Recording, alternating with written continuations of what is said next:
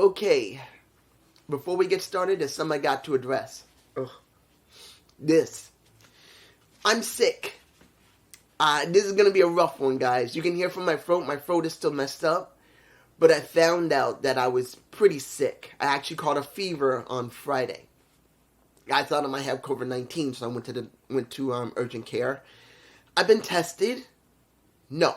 But they did take a secondary test, but the doctor said most likely I'm not because of how my symptoms are. It looks like I might have a touch of strep throat.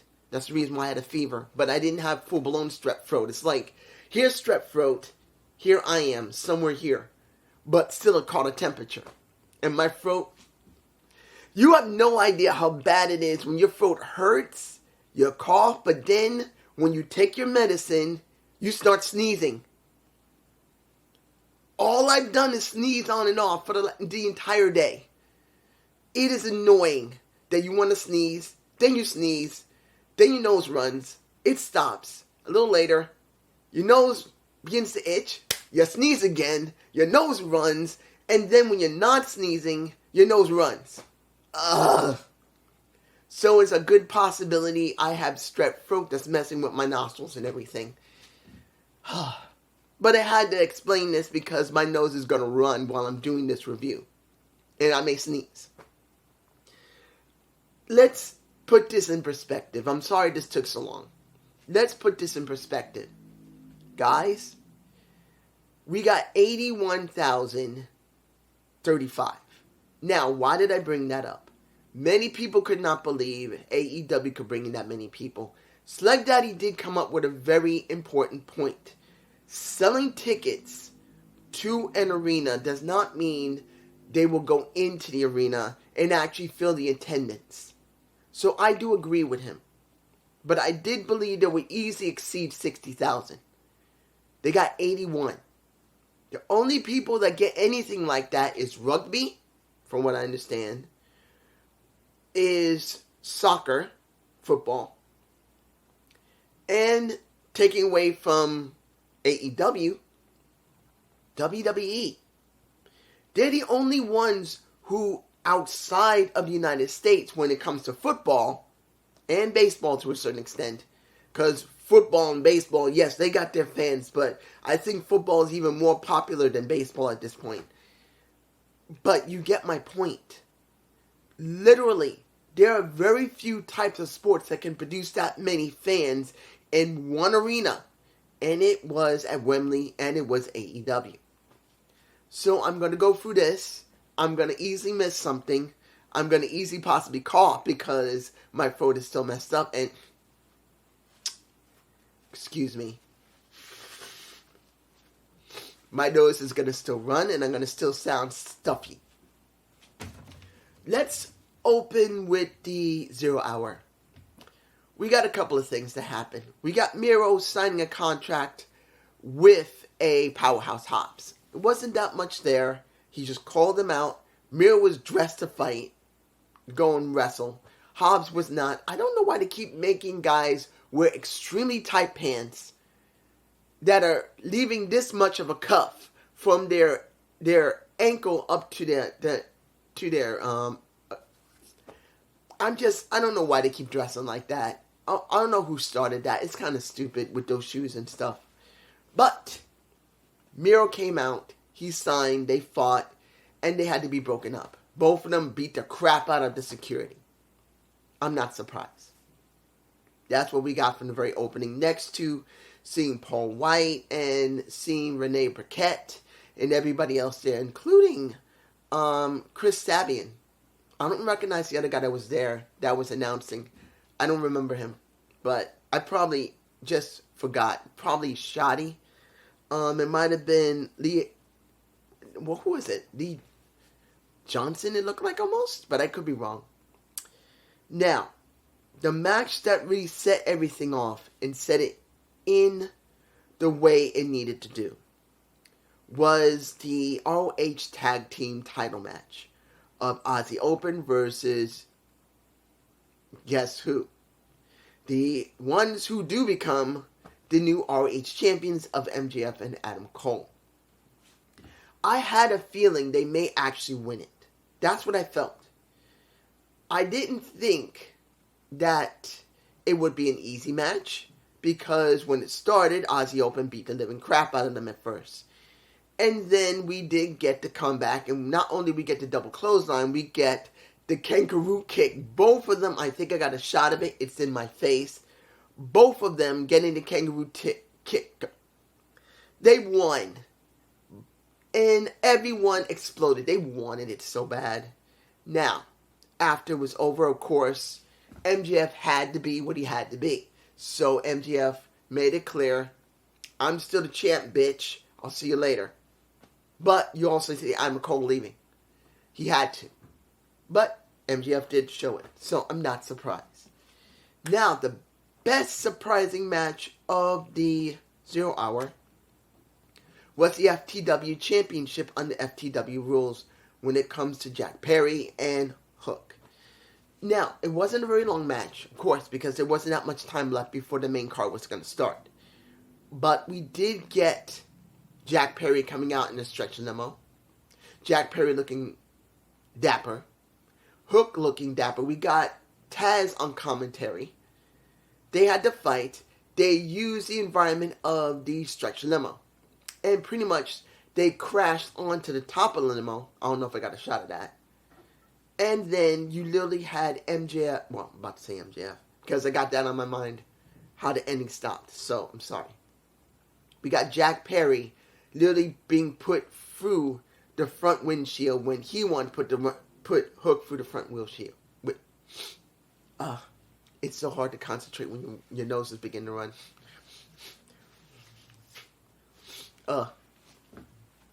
Essentially speaking, what Jack Perry was going to do to Hook, Hook did to Jack Perry. In the end, once they finally got to the ring, it was a good match. And in the end, Hook won. Now, did he need to win? Let me give it to you like this. There was no problem in winning there.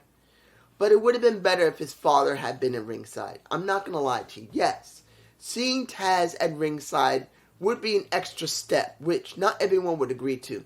But to be honest, now that the when Jack Perry is going to retire the title and just get rid of it, he was going to shatter it. I wouldn't have been too surprised to see a Taz at ringside. It doesn't mean you have to get involved. He can't. The way his neck is so jacked, he cannot participate in anything anymore. I don't think he can take a bump without getting badly hurt. But it would have been good to see him come down from ringside, come down from commentary to ringside, and give the title to his son, or hug him. I know that Taz in real life, Peter is not that type of person, but in this situation where they wanted to make it special, that could have been cool. But it didn't happen, and I think that was a lost opportunity. That's me.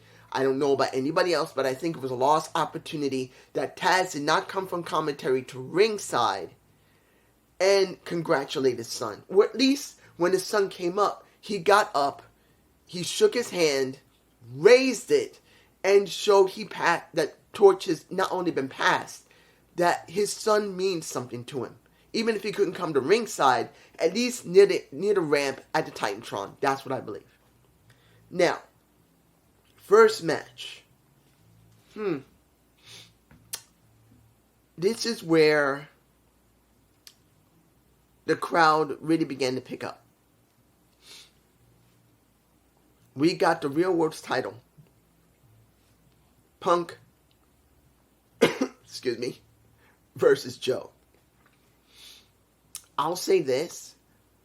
It was a good match.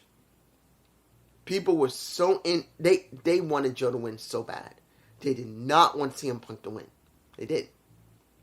They wanted to see, I think, what was it? Sweet Tooth to win. I believe that's what he was called in Twisted Metal. It's been a while since I played Twisted Metal, so I forgot who Sweet Tooth is. But you get my point. When it came down to it, they wanted a Samoa Joe to win. And seeing a little bit of homage to, really Hulk Hogan.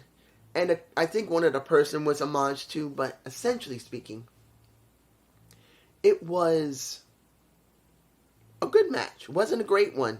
But I can easily say it was good. But there was one problem to it.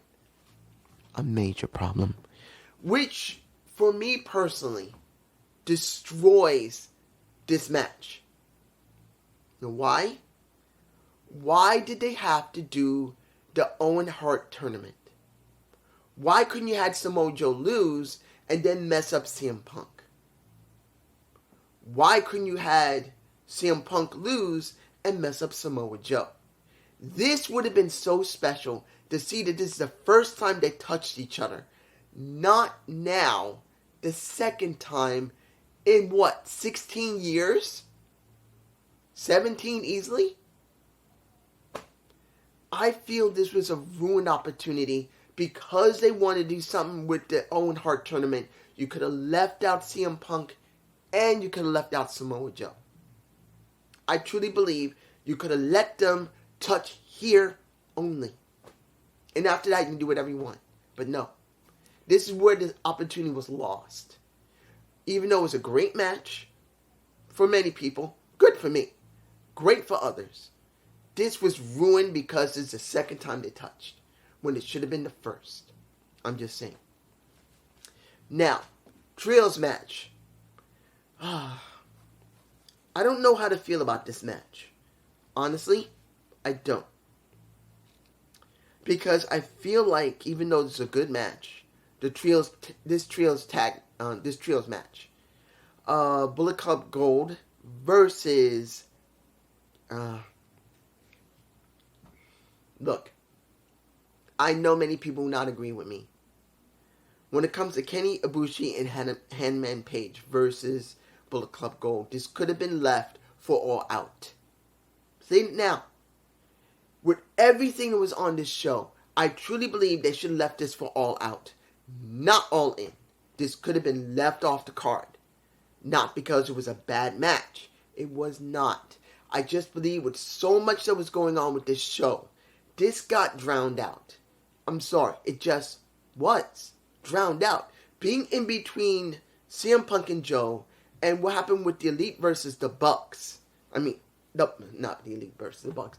FTR versus the Bucks, which I'll get to in a minute. It feels like it was drowned out. It just feels like it just didn't need to be there. Even though people cheered for it, it would have been better if it was at All Out instead of All In. Honestly. I'm just being honest here. Yes. Kateska did get the pin on Kenny Omega. Fine. But couldn't you have that as a match? Kateska versus Kenny? Did you have to do this here?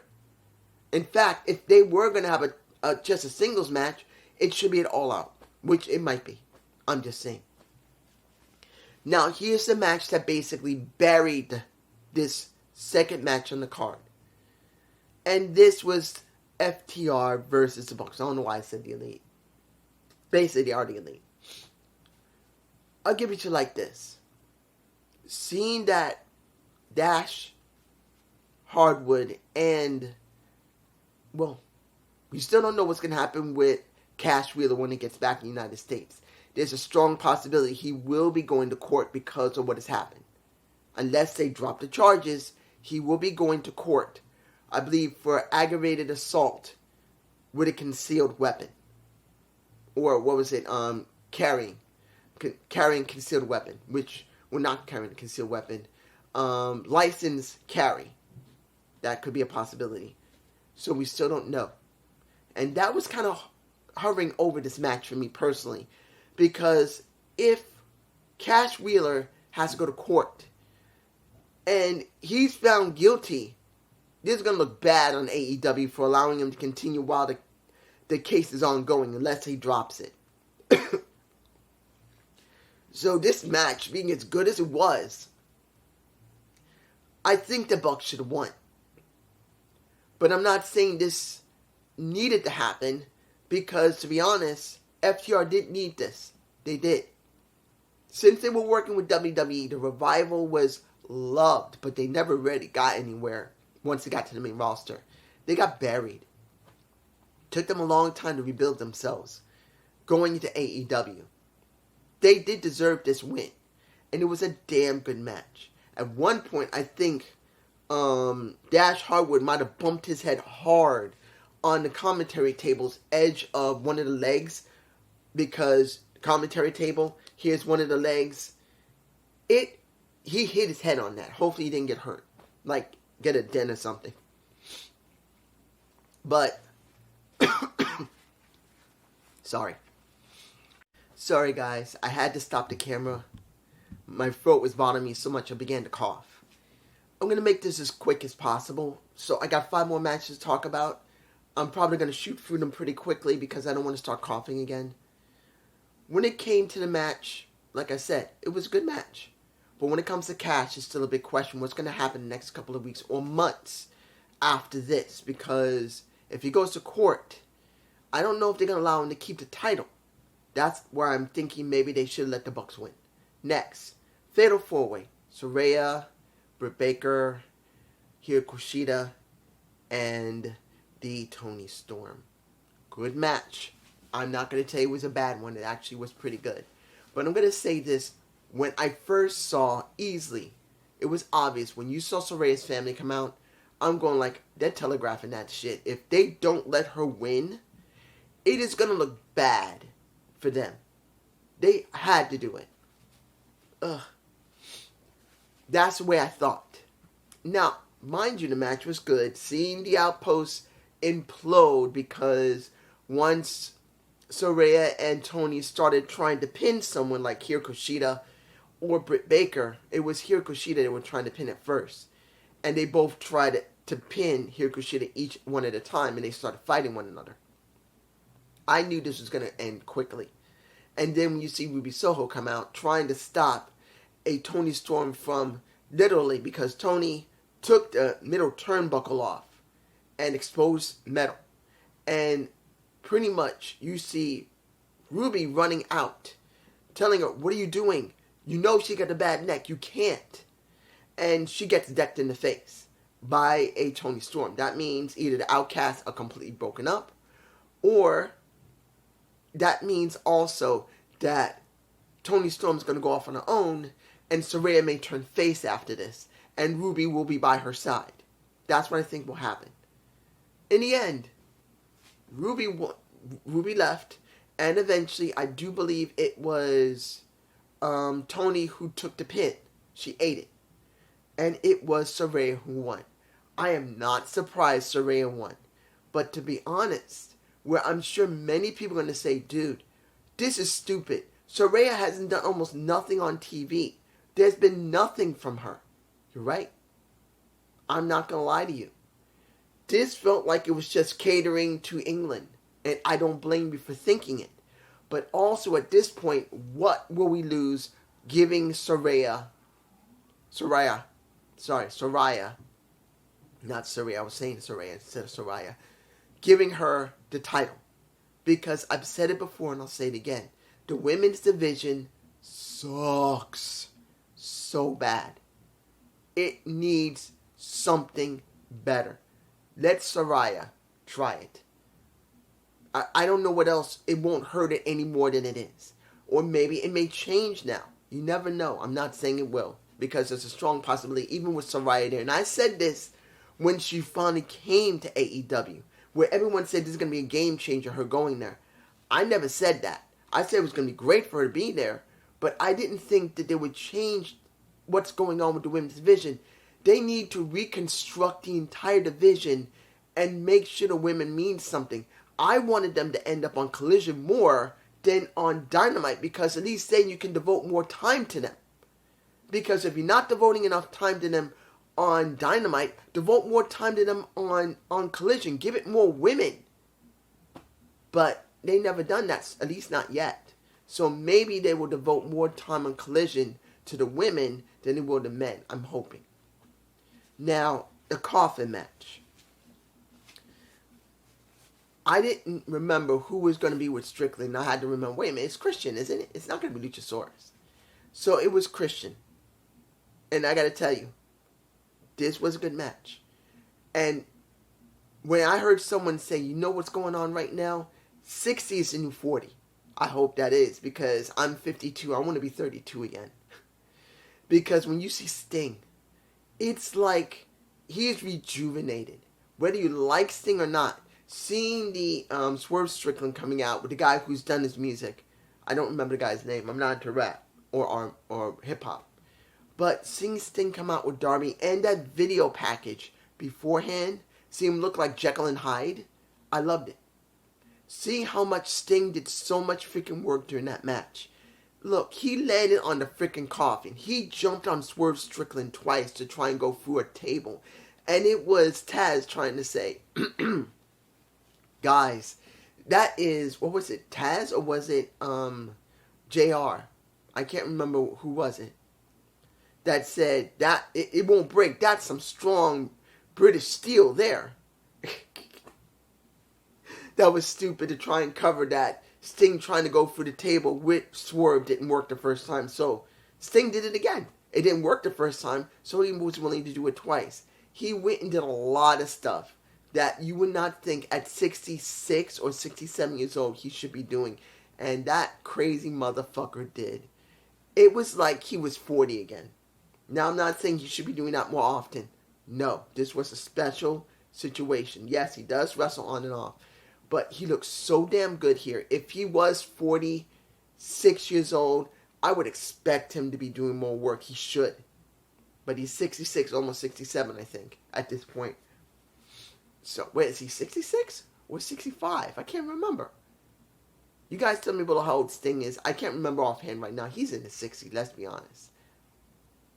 He is rejuvenated. And they managed to get the win. I believe it was it Swerve who went to the coffin? I can't remember now. There's so much I can't remember. But either was it Swerve or was it Christian? Swerve. Mainly due to the fact that he got Scorpion Death dropped and then was stuffed into the coffin. I'm sorry it took so long. There was just so much to remember. Now, the match that felt like it should have closed for All Out. Saying it now. If All Out was going to be here, this should be the match. Chris Jericho. Sorry. Just in case I turn off the camera, I hope you guys don't mind if I got to cut. Because if I start coughing, I got to stop the camera. Chris Jericho versus Will Osprey. I kind of wish this was done in All Out. But since All Out is not going to be in England, this was an opportunity of a lifetime for a Will Osprey to do this in his own home. He was a fan favorite, obvious. And it showed. Now, mind you, seeing Chris Jericho singing. Now, understand, Chris had already sang, I believe, yesterday.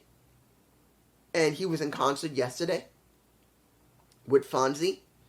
Seeing that he was singing here and Sammy Guevara came out with him, I think this might be the biggest crowd he's ever sung in front of. I think it is. Even though Fonzie wasn't with him, he got the opportunity of a lifetime to do something like Joey Mercury has done. And I'm sure he got a wedgie between his legs. I'm sorry. If you didn't think Chris Jericho got a hard on, that boy's dick had to be hard for that. I know he still loves to sing. He still does Fonzie. When he retires as a wrestler, he will probably do music. And only music. I truly believe that. But this has got to be the biggest number of people he's ever performed in front of, even if it was just for his theme music for his entrance. I'm telling you. I know he had a hard on. He had to. But when the match started, I expected it would not to last too long, but it did. I didn't expect Chris to be able to go all out like that. All out. He did. He looked great. And I can tell you this, that when it comes down to it, Chris, being the performer he is, the wrestler he is, he's still the GOAT. Whether you like Chris or not, me, I still love Chris Jericho. But I've always said his skill in the ring can always be questionable because of his age. He just can't jump around like he used to anymore.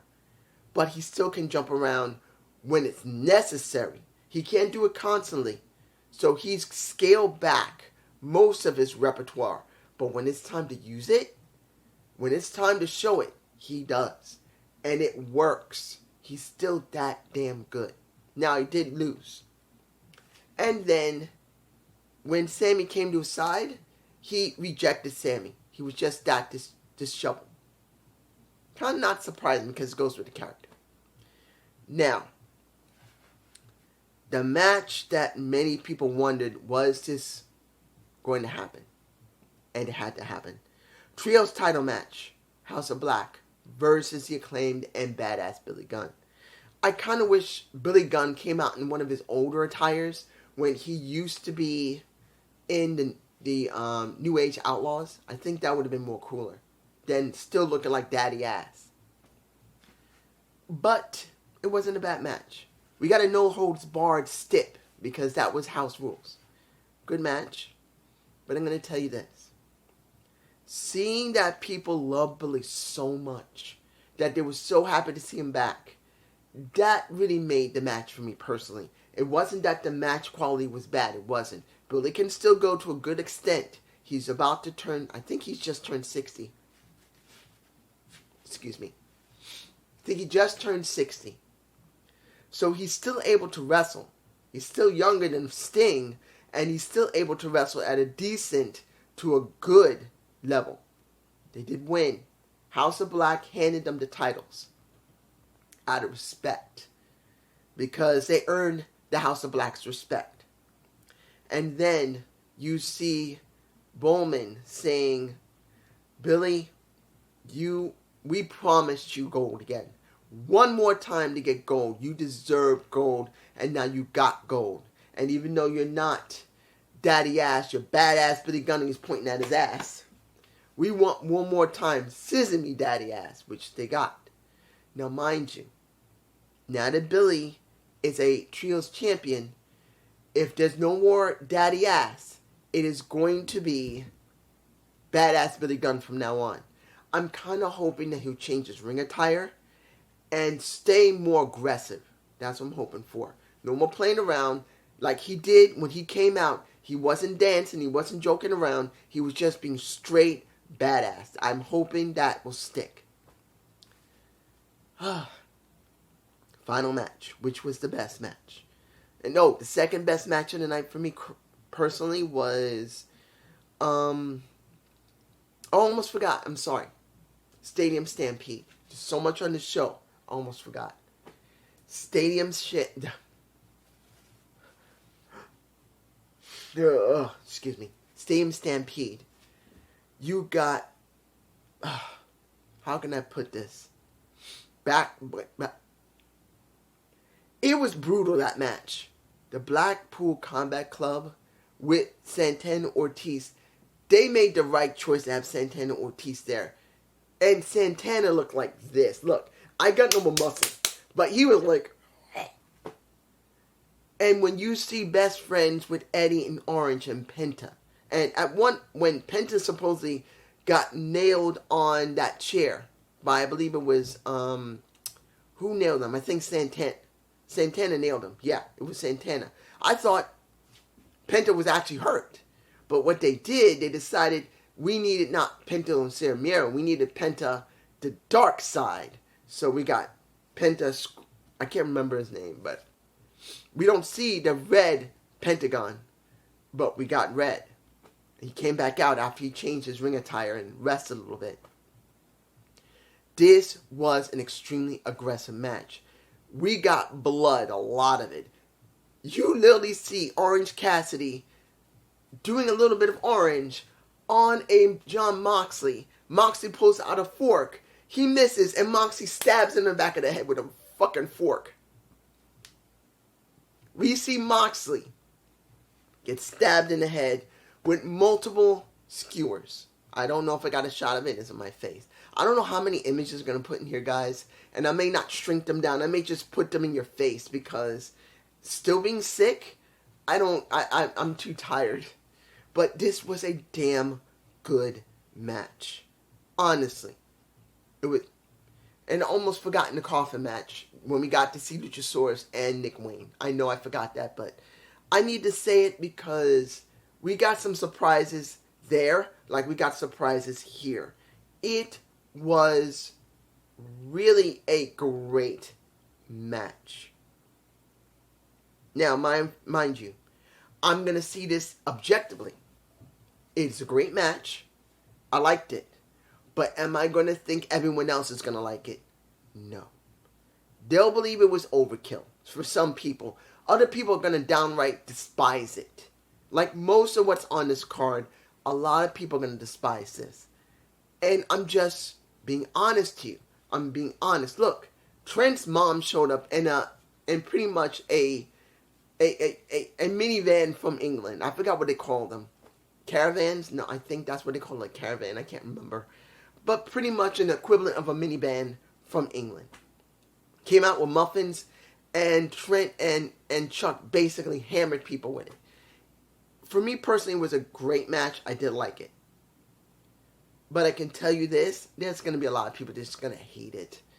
And they got their rights to feel that way, but you should have an open mind on what we got here. Final. Oh, the best match of the night. MJF versus Adam Cole. The fans were still loud. They were still happy and vibrant. No, wait a minute. It was about 9:40. I checked the time in England. It wasn't 10 o'clock yet. They started early. I think about 5, 6 o'clock, I think. When they started 4 or 5 o'clock. When everybody came in and then went from there. Because it was almost 10 o'clock. The fans were still lively. The fireworks was great. When you see Adam Cole coming out, he did well. But MJF in his mask, on a throne, with women bowing to him. Oh, I know he must have had a hard-on for that. He did. He came out with his tag title and his AEW title, and we got the match. At first, they were trying to be friendly. They tried to be sportsmanship, but as time went on, they started showing their true tendencies. Both of them are heels. Even though they're being friends, they both are heels and highly competitive. That's one of the reasons why people know that they are a lot alike. They care, but when that switch goes off, they'll be as ruthless as anybody. And the first one to pull the trigger on that was not MJF, who was doing his best not to go there. It was Adam. Adam was the one who went first. And MJF tried his best. And a couple of times, he was ready to do something really vicious. He was ready to do a tombstone pile driver on the main table to MJF, but he couldn't do it. He just could not bring himself to doing it. But MJF was the face in the situation, and Adam Cole was the heel. Adam did it.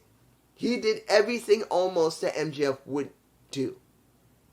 The only thing that was missing was the Dynamite Diamond Ring, which eventually MJF, who had been wrestling with it in his trunks, pulls it out, puts it on. He's ready to do it, but he just can't because he loves Adam so much. He puts it away, and Robert Strom comes out, kicks him in the gonads, and then, which there have been a couple of Panama Sunrises. Honestly, he does one of the most devastating ones, and then it didn't work. Tries it again, nails the ref. And that is when you get Robert Strom bringing in the AEW title and says, hit him with it. And Adam says, no, I can't do it. And that's when he gets rolled up and pinned. Now, mind you, I know I'm skipping the double count out. No, not double count out. Double pin. Because I want to leave that last. Guys, the storytelling in this match is not like a high-flying wrestling match. It isn't. This is down, dirty, 101 booking of trying to get two guys over. They decided to do a double pin so they can do a sudden death match, which led to that. I got to tell you, the storytelling when they hit that part of the match was great. I thought maybe there might be a finger poke of doom eventually, because I think Adam's going to love MJF enough, or MJF's going to love Adam enough that one of them is going to do it and just take the pin, even though they're hyper-competitive guys. But the double pin was the wisest thing to do. Then they continued the match from there, where finally you see Adam get rolled up. He's so angry, He's crying because he lost. MJF goes and says, it's all right. The people still love you. It's all right. He goes to get the tag titles and he says, look, we have these together. He throws it away, and that's Adam. Excuse me. And then MJF gets so angry, so upset, thinking, you only cared about this damn title? You aren't my friend?